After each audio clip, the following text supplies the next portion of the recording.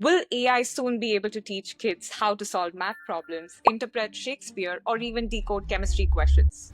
Joining me today is Dev Aditya, co founder of the Otermans Institute from London and the brilliant mind behind the creation of the world's first AI teacher. Yep, you heard it right. An actual AI educator that is reaching thousands across the globe as we speak. Dave is here to help us as parents understand what it means to be using AI as merely more than a tool. It can probably be a co playmate, a role model, as well as a co educator in classrooms. So, we're going to ask him a lot of questions, but before we do so, welcome, Dave. Thank you so much for joining us on the Parenting Reboot. We're thrilled to have you here. Thank you so much, Deepa. Thank you for reaching out, first of all. It's amazing to be here. I would think you're calling in from India. Is that right? No, so I am based actually out of Toronto, but right now my family and I are traveling across Asia. We're taking a bit of a gap here. I have a toddler, a 15, actually a 1.5 year old. So we decided this might probably be an opportunity to explore other parts of the world. So we're currently in Bangkok. Wow. So this is truly a global call, right? You've got the Yeah. Canada touch. I'm in London. You're in Bangkok. Brilliant. Yeah, absolutely. And that's what got me thinking, right? Like, why not share all the work that brilliant tech experts, parents, educators are doing around the world, and why just restrict it to a region when AI is going global, right? Which is what made me come across your profile. So, tell us a bit more about your background, Dave, right? Like, what got you into AI and LLM? And tell us all about the exciting work you've been doing with creating the world's first AI educator. Yeah, of course. It's a very interesting sort of story. So I am a very advanced AI researcher and scientist. So separate to my role as creating products with AI, I regularly publish in peer-reviewed journals, tier one journals, etc.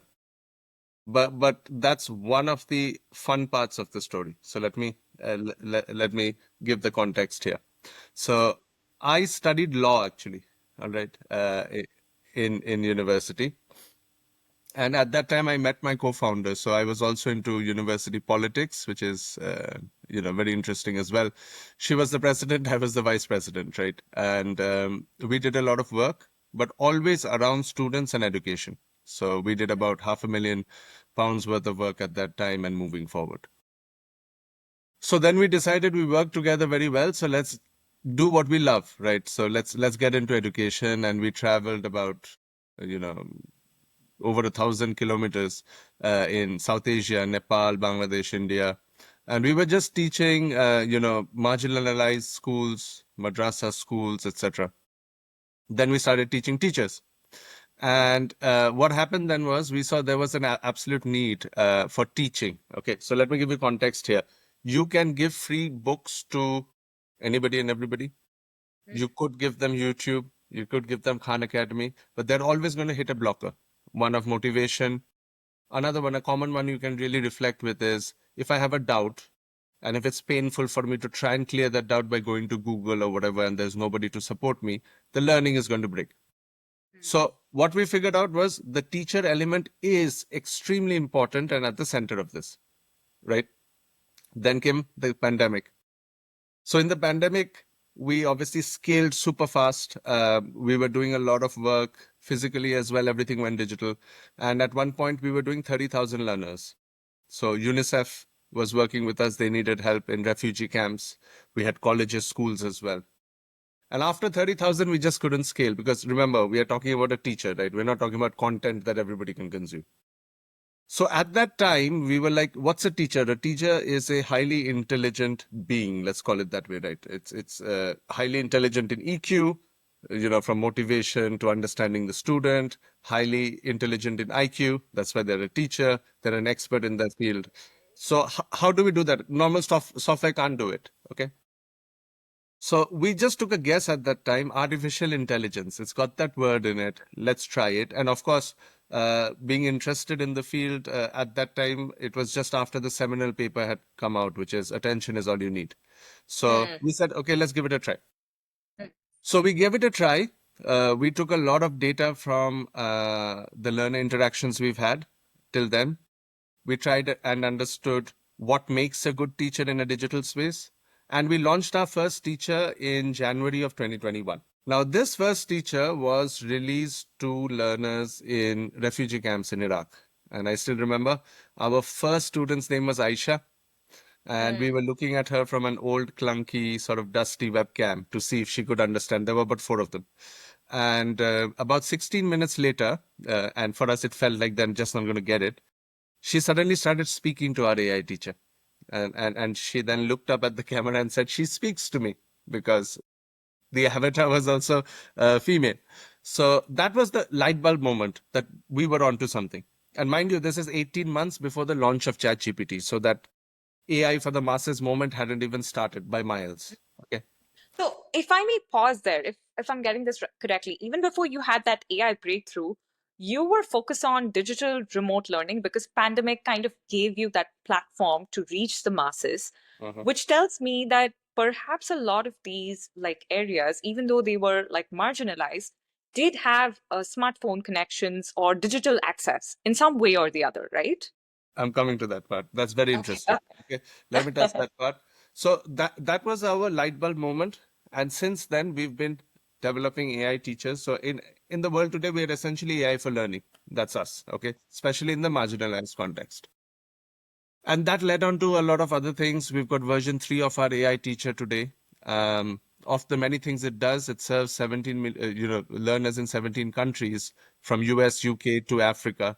In August this year, we are upskilling 25,000 Kenyans on AI literacy.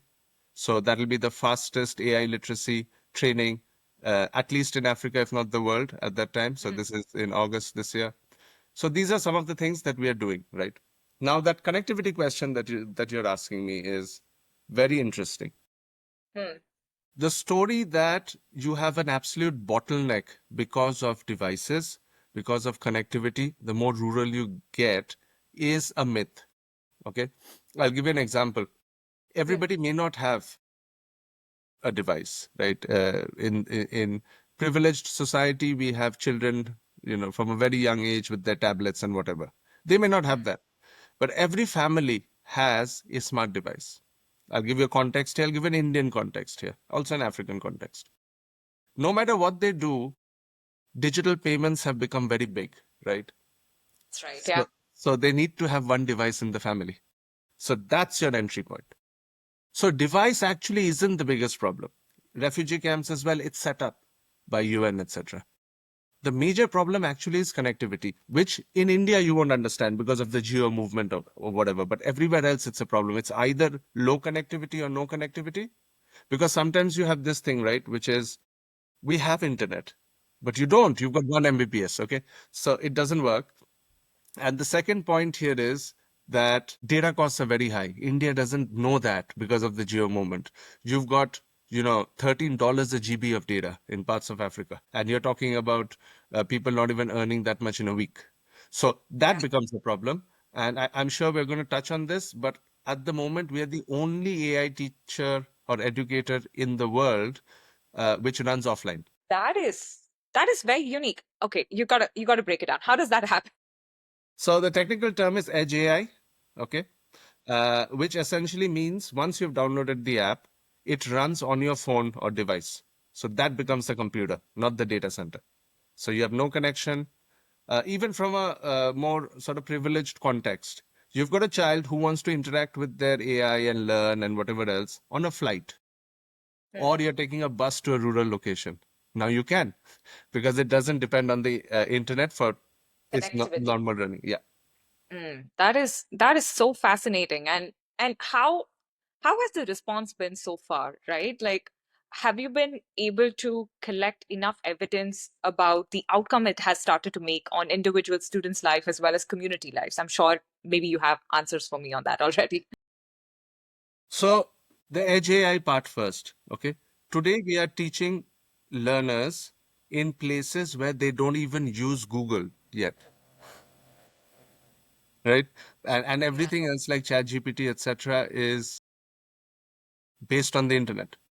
And even if they have internet, that's how they download us. continuing to use it is a problem because every GB costs them. They might switch on the internet for 5 minutes to make a payment. That's it. Okay. So, and certain countries are not even doing digital wallets. They are doing SMS based payments. That's a very interesting sort of technology I found out. That's in Uganda, for instance. So that's one.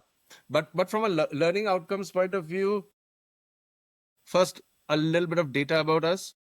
Globally, when you have online learning, right, on MOOC platforms like Coursera or whatever else, the average completion rate, so many people get excited and start a course, but the average completion rate is between 7 and 14%, 1-4. Okay. Because they get bored, they get stuck, whatever, and they leave. Until last year, ours was 64%, about 4x more. The reason was simply because now it's a step change. With AI, it's like having a teacher in your pocket, right? It's conversational. You're not going to get bored. If you have a doubt, they can clarify it. You don't understand something, explain that to me simply, so on and so forth. That's the step change. And we call it education 3.0. So education 1.0 was if I got into a school or whatever, it was finite. I had to go there at a fixed time and learn.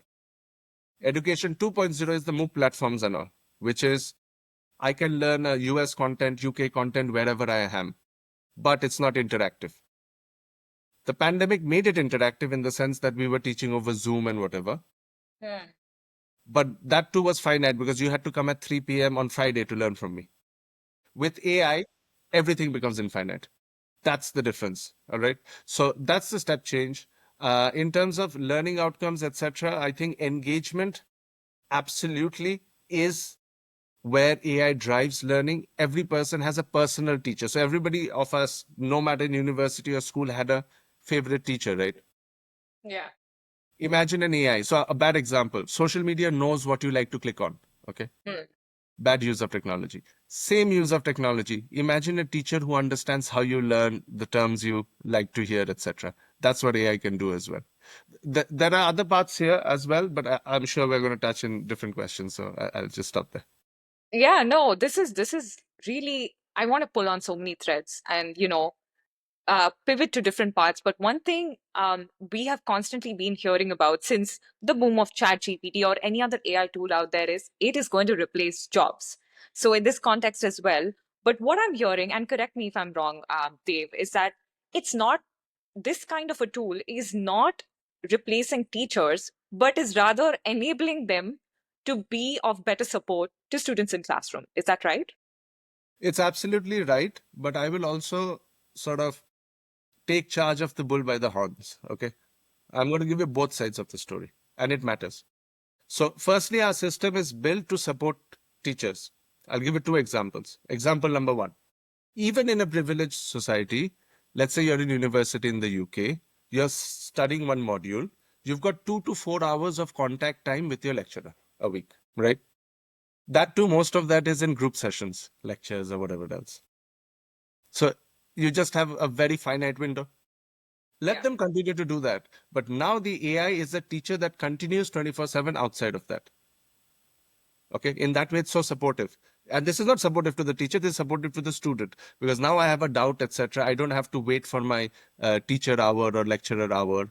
I may be a shy student, I don't want to raise my hand. That problem goes away. Okay. Secondly, there is the part of data analytics. So imagine you're a teacher now and you can see Dev is learning with the AI. Dev has had these questions. So now you can actually do what matters most. In the sessions, you can support me where I need the support rather than giving a mid-tier lecture to everybody. Similarly, in the cohort-based example, because this is a very common one that comes, so many times they discover that 60% of our students are asking these questions, and then they realize these areas are not fully covered or properly covered in the module. So now next time the module changes because of that data analytics, right? So that supports the teacher in that way. AI also is a time saver. So our AI systems, absolutely private. You're not talking about where is ChatGPT getting this information from. It's always localized to the country's curriculum or to the university's curriculum. Now, using that, a teacher can or a lecturer can create lesson plans, question and answers, MCQs, whatever be it, with the click of a button. So you're saving hours to minutes, right? What happens when you save time for teachers? They can do that individualized support because all teachers across the world are overworked. Okay. Can it replace teachers? Almost, yes, it can. Should it replace teachers? Perhaps not. But the world has a shortage of 45 million teachers. Even if you Wow. remove, yes, and that's just for basic education, universal basic education. So that's schools, okay? Even if you remove sub-Saharan Africa and all of that, right? After the pandemic, we've actually had a slump of teachers, even in the West.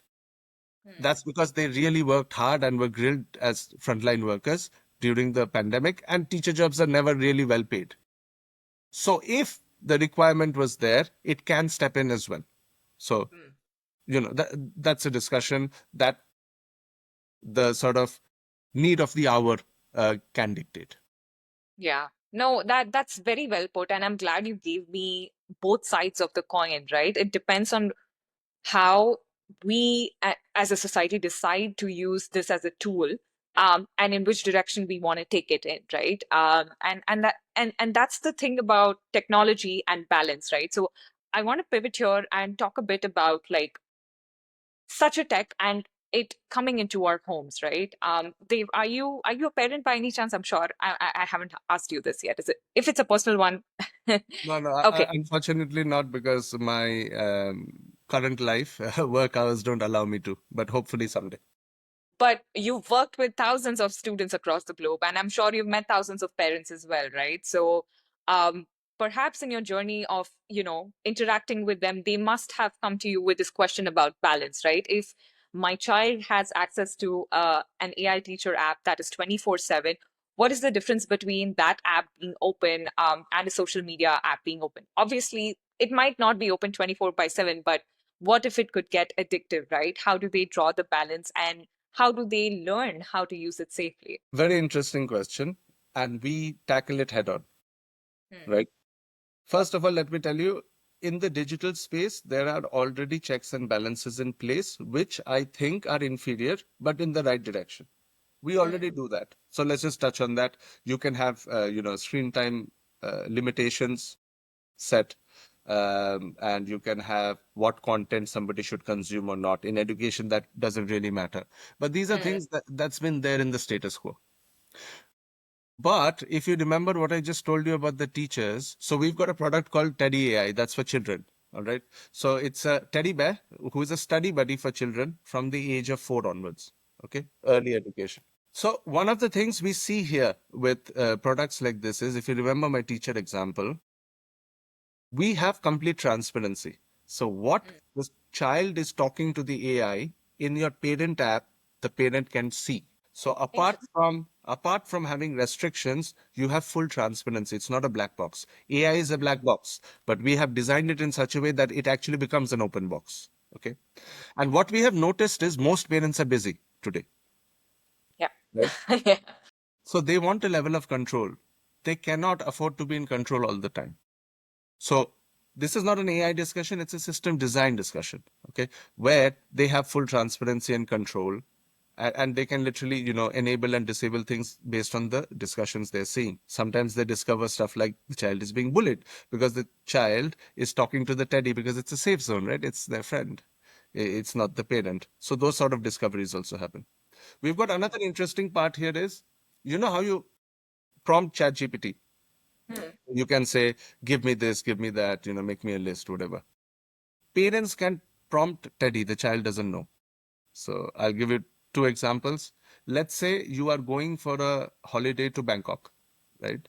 The parent can say, hey, Teddy, next time you're talking to my child, talk about Bangkok and its history. It's absolutely, you can design the child's experience. The same thing, parent teacher meeting, the teacher says that not doing very good in the multiplications part. So next time, Teddy, when you're playing with my child and teaching whatever, also practice the multiplications of 2. So the child doesn't know, and the child is learning and playing. And then Teddy says, okay, before the next game, let's practice the multiplications of 2. 2 ones are 2, say. And the child says 2 ones are 2. Now you can design it because AI, generative AI, is generating every single interaction. It's not pulling from a database, right?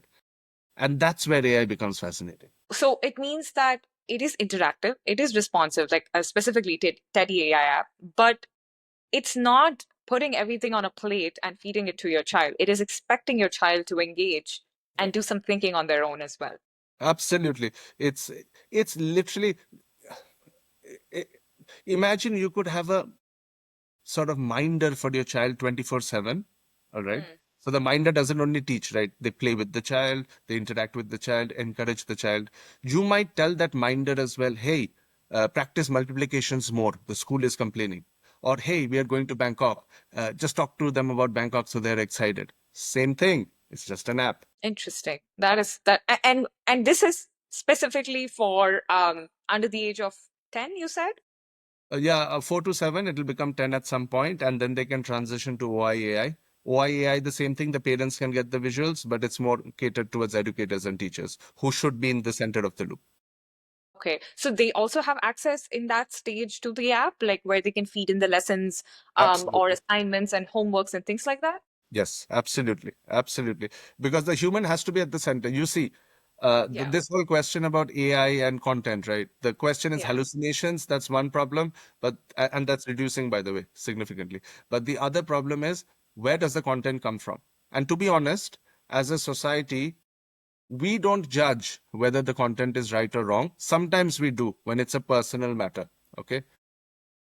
We trust institutions or expertise. We trust if the teacher says learn this, we say yes. If it's an institution's book, we say yes. So we allow teachers to upload what the child should learn.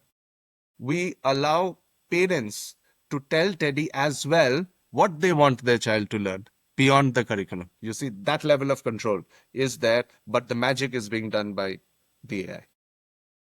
So talk to me, Dave, about some outcomes that you're seeing, like from you shared these as examples, but are there any data points that specifically point to outcomes from the institutions who are using these apps, or educators as or even parents, right, using these apps? Um, are they finding any improvements in, let's say, the child's education, to any patterns in their behavior, to just progress being made? Yeah, yeah, you can see that. So I think the biggest win of AI is hyper personalization. You are hyper personalizing everybody's learning. Now let's just take a step back here. In any classroom in the world, be it the traditional way or the digital way, right? You have students who learn Mhm. at different paces, right? But our education till now has been geared to sort of hit a mid tier. So the low people try and understand, the mid people are comfortable, the intelligent ones find it easy or get bored, whatever. Right. Mm. Now you can personalize that. So I'll give you just another example here, which is we do a lot of work for special needs students as well. So we're working Mm. with Cavendish Education, which is the second largest private SEN school group in the UK. For them, the content is more or less the same, but it's the hyper personalization of learning so that they learn. What does it better? AI does it better. Now, I'll give an example. When a teacher will put in a document as well, right? The document automatically will become a lesson in three reading standards: low, medium, and high. So that's again another hyper personalization that helps students. If the teacher had to do that, they would spend probably between 8 to 16 So hours a many hours. lesson. Yeah. So that's another thing. Now, in terms of engagement and hyper personalization, I think engagement is key. For Teddy AI, etc., we have to put a stop. Children can spend hours on it. Okay. The other sort of learning outcomes that we see is completion rates. We see stuff like improvement in the learning curve. This is a different study to ours, but they used another sort of AI bot system in Nigeria. And in 2 weeks, they progressed about 6 months of learning because of the 24/7 access given to, solving doubts, etc. So it's just not us. It's a move that is bound to happen. We've been doing it for a very long time. And honestly, it's a very hard problem to solve. You can have an AI that creates lessons for you. You can have an AI that creates question and answers for you. You could have an AI that just answers doubts for you. But the teacher, as I said, is all encompassing, right? That's why our journey, that's why it's version 3 of our product. And we are nowhere near done. It just keeps progressing because every time we learn. This entire special needs part is since Q3 of last year. So now this part is coming in, and so on and so forth. That's marvelous. Like you are able to target so many different kinds of demographies, and like the app itself, I believe, is learning through that process, and navigating different personalities, different needs, and changing the way it is responding, perhaps, to all of these students. And I'm sure this next section, which I'm going towards, you might have heard a lot of questions already about it, but let's talk ethics. Can you shed some light on child data privacy? Because we're talking about children using these apps. Of course, there are parents and educators who are monitoring it, but what role does ethics play in the UX design and usage of AI integrated or AI apps being used by children? If you're focusing primarily on private data, I think we've touched quite a few of those points. I'll put it into context here. First of all, our apps run offline. Okay, that's for we built it for accessibility, but that means the child's private data never hits the server. Mm. So it's Okay, never swallowed in by the cloud. so private data like the child's voice, etc., is never right. What goes is anonymized data, like the parent wants to see what the child is doing, or you can switch that off. If you switch that off, it doesn't leave the device. So it's not a question about how safe is your server. You can just not go to the server. Okay. So that's the first part. The second part is transparency. You can see every line. AI also generates reports for you. You can switch on, switch off, and also influence what the AI is doing. So you are in control. So control matters, and the ability to keep it as private as you can matters. We do both, and it can happen in a lot of sort of AI systems. So from the point of privacy of data, it's as private as it can be. Anonymized, do we benefit from, if you want to say, what different children are speaking, not pinpointing, but as a collateral? Of course we do. But that benefits the child because that's the data flywheel that keeps improving Teddy and OIAI. So the more it's called, it's a sort of concept that we have in, entrepreneurship, where the more users come into a platform, the more beneficial the platform becomes for them.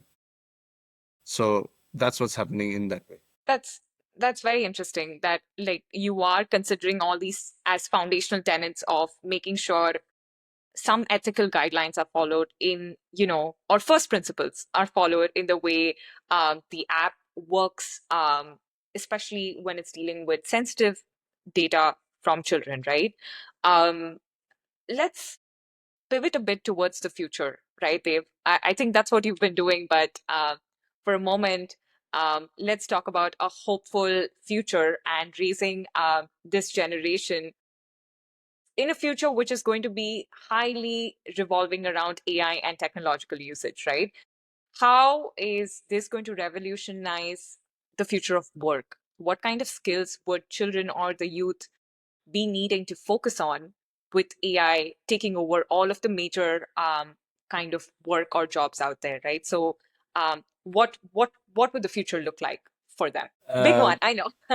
No, it's fun because I know your episodes will come out in a couple of weeks, not right now, but if you just see all the big wigs are talking about this anyway at the moment, right, from Anthropic to Sam Altman, whoever. It's an important question. Um, from learning, I think first of all, learning is a very good humanistic trait. Mm. Every day we are learning, we should appreciate and want to learn because that equals to growth. We have a finite time in the world, and we should always grow. All right. Learning does not always equal to education only, which people, very mistakenly put together. And in some countries, they actually cull other forms of learning to do rote learning. I don't want to get into that. But the point, the point, you get what I'm saying. But, but the point is, learning is a lifelong skill, and it can be a lifelong enjoyment process.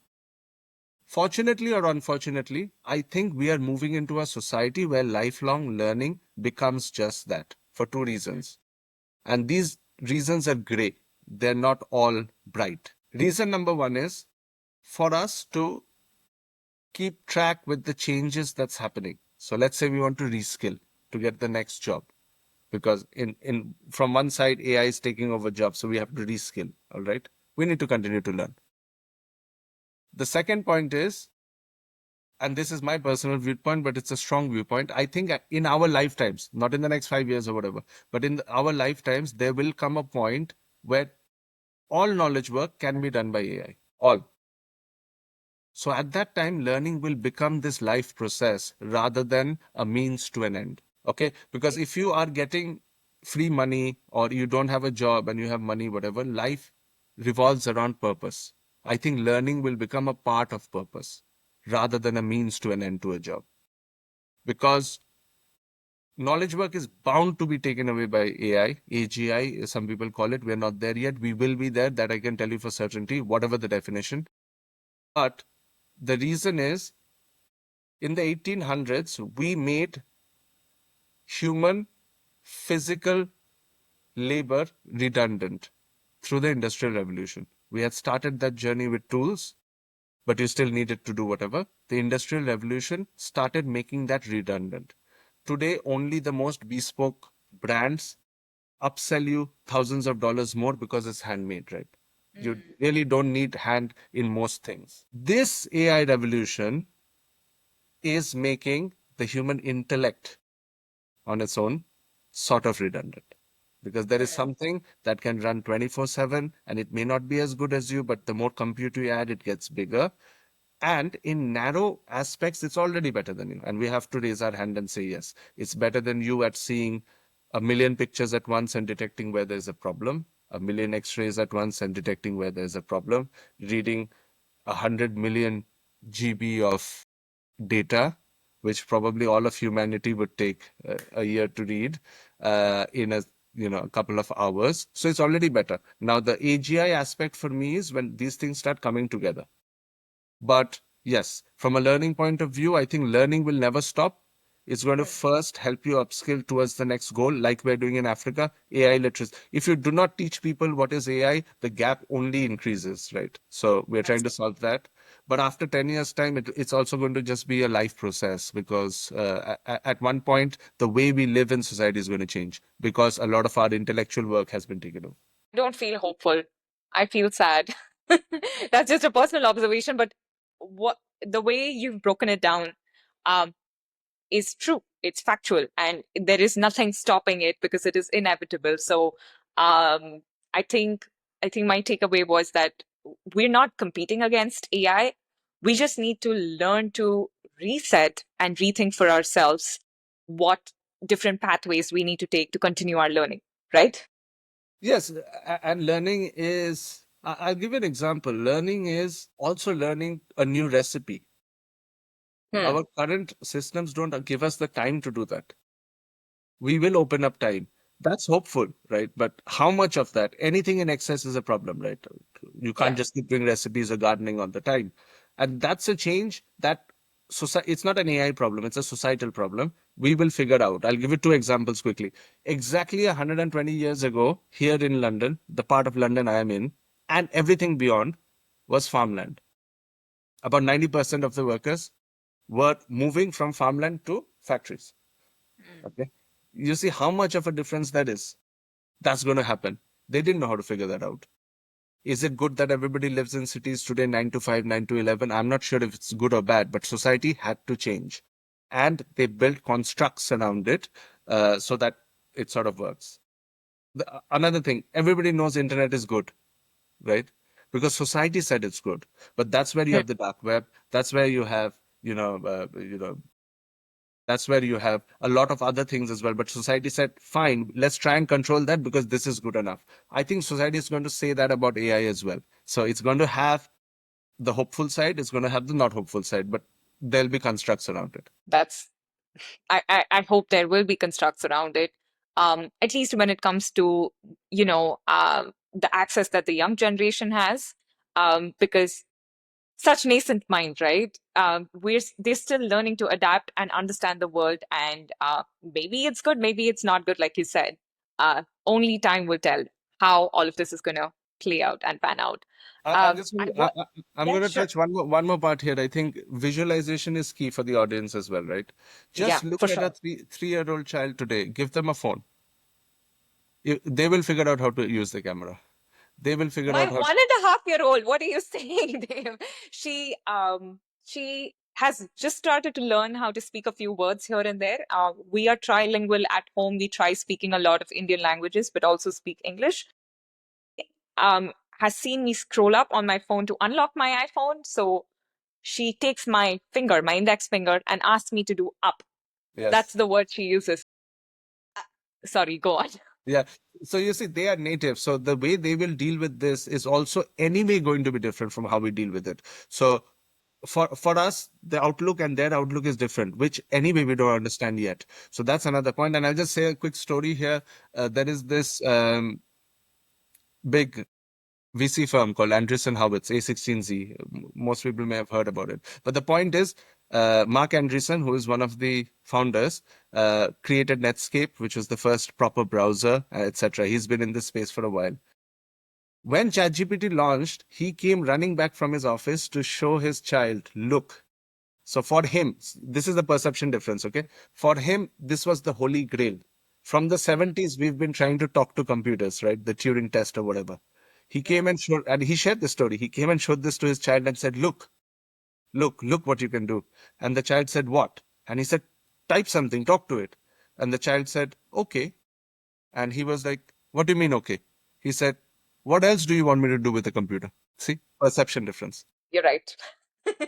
We can't worry and put in our biases for the future generations who are already natives to using this technology, and will have a very different perception Yep. once this probably becomes bigger than it is today, right? I've been meaning to ask you about the terminology democratization of education, because I come across that in a lot of your speeches and a lot of your work. Can you break that down for us? What does democratization of education look in the age of AI, especially? Firstly, I'll start why we started saying that back in the day, because it will tailor and Yeah. connect back to what I had said, which is we understood, not believed. Then we understood that without a teacher, education can't progress. It'll hit a wall if you just keep it to content or one directional learning. That's why we started saying that. But actually, and that's what we do, right? We're going into the most interior places, from sub-Saharan Africa to the Middle East to whatever else. Like last year, we were able to educate people in Palestine when suddenly the universities switched off, right? So we can do these sort of things. Now we are looking at empowering and upskilling people in the US prisons, because it's really dehumanizing the way education is practiced there, especially when you have high risk inmates who cannot have that teacher connection because of risks and whatever. We could do that. That's what we do. But AI, if you can see, actually is a democratizing tool in itself. So if you have a human teacher, I'm talking from the West point of view. Now you can correlate it however you want. It'll be 40, 50, 60 pounds, $60 an hour, okay, to have that support. If I took that teacher and made them make a video, okay, it would be a couple of $100. But again, tomorrow I had to make a new video because this was consumed already, no matter how many people. AI actually will give interactivity, learning, personalized learning, any content, anything you can feed in, it will teach you for something as cheap as $20 a month. Hmm. That's also democratization, because now you're getting everything for something that's less than what you would pay an hour of for that level of quality. So in that way, AI is going to democratize a lot of human needs, because a lot of human needs stick to the knowledge economy and yearn for personalization. And that makes sense, right? Because so for such a long time, education system um, was built on standardization and not democratization, which meant there were equal opportunities did not exist. So equal outcomes were therefore never really the case in a lot of parts of the world. So it's fascinating that through personalization, as you mentioned, the AI app is able to um, respond and interact with individual students based on the each student's capabilities as well as needs, right? So right there you have And equal interest opportunity. Yeah, and interests matter and as well, interest. because even in the better sort of situations, right, you're still limiting students, because in a classroom you are teaching in a middle tier. So you're not helping the ones who are more inquisitive to be more inquisitive. You have a syllabus that says you have to learn these 10 words, not those three. Even for those who you would calibrate as less than their peers, are probably interested in something else, but you're inhibiting them from doing that. So personalization just breaks these barriers, because, okay, I have to still do my curriculum, but what more? I want to learn this, but from the context of animals, right? Whatever. That opens up. Hmm. That's right. So, Dave, I'm curious, are you guys as a team exploring a future where the app would function without devices, right? Like, what would the future look like without a device? Like, would an AI teacher exist, or is that too far ahead yet? That's not, well, that's sort of my interest in life. So obviously that's why I would say that. But we are already working on one thing, I'll just tell you, which is very device specific. But there is one last part in education that's left, which an app can't do. Okay. Mm. So AI can hyper personalize learning, but you also need immersive learning in a lot of aspects, right? What we are doing right now is tying AI with your AR and VR. So that's already there. We've got it. We haven't launched it. It's going to come. In the future, I think AI can exist and AI teachers can exist in any shape or form our devices become. Because I'll just say you a research point of it and a finding which correlates. Voice matters the most in AI. It's not Mm. text, it's not the looks. We do avatars because they like it, but they like it because they can design their own avatars. They actually Mhm. don't want an avatar, they want the voice. Everything is going to go voice first. And if you're even going to the future where you have devices in us, implanted in us, right? It's probably going to be a voice oriented interaction, Yeah. because that's what human beings fundamentally communicate on. Mm. Which is sort of cool to think about that we would finally get a break from all of this doom scrolling and screen addictions that especially teenagers and young people find themselves trapped in. So it would be interesting to see what that kind of interaction might look like with an AI educator that is voice enabled, um, in the personality that you perhaps connect to the most, and are able to relate to, but are also able to get knowledge from that person, able to develop curiosity and grow your own, creativity in that area. Yes, of course. And we already enable people to do that. So part of hyper personalization is also personalizing the AI, the persona, the looks, etc. And it's just going to progress from there. Mhm. That's amazing. Well, Dave, I think we're inching towards the end of our episode. One thing I like to do is ask my guests one parenting and one tech rule that you abide by or you hope to live by. But I'm going to tweak that question a bit for you. So, one, AI slash tech expert rule that you would like to share with the rest of the AI and tech community, as well as one education rule um, that you hope to live by. For the tech community, AI is still nascent, current AI. The only thing you can do is keep trying. All right. Because that's how you're going to figure out what's next. And that too, you're just going to scratch the surface. So keep trying. Secondly, when we were building what we were building, we were shoveling hard with broken shovels. Now you've got automated shovels everywhere. You've got hundreds of thousands of small models or whatever. So try fast, break fast. You'll either succeed or you'll learn. Okay, so that's the first part. The second part from education, and I'll also touch in parenting part there as well, is I think from an education standpoint, when you're using AI, use it to hyper personalize and support your learning. Okay, I'll give an example. Don't ask ChatGPT to write you an essay or a question.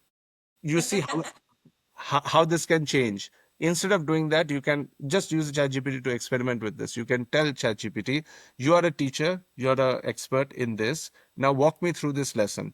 It will ask you questions, it will probe you, etc. That's the right way of using AI. Okay. So from an education standpoint, use it as what you don't have currently, which is that expert guide next to you. And from a parenting standpoint, I think just appreciate one thing: the way your child and the way you're looking at the same technology is different. So support as much as possible, but it's absolutely different. The perception is different, the way they're handling it is different, the way they've been brought up is different. So there are certain things that we just have to support but not control. So that's really good nuggets of advice that I am sure all of our listeners would find very, very valuable. Um, I absolutely enjoyed this conversation, Dave. Anything else that you want to, touch upon that perhaps I did not ask you in the right way, or you missed, sharing with us? No, I think we've covered quite a lot. It'll it's quite a lot to get started with. Just explore, and you'll find things that AI can support you with. Indeed. And on that exploration note, I am going to leave in the description of the show links to the Otermans Institute, Teddy AI, as well as OAIA. So you can find all of Dave's work as well as his co-founder, Dr. Polly Oterman's works in there. Thank you so much for listening to us. This was a fabulous conversation about where to get started on education and AI. Stay tuned for the next episode.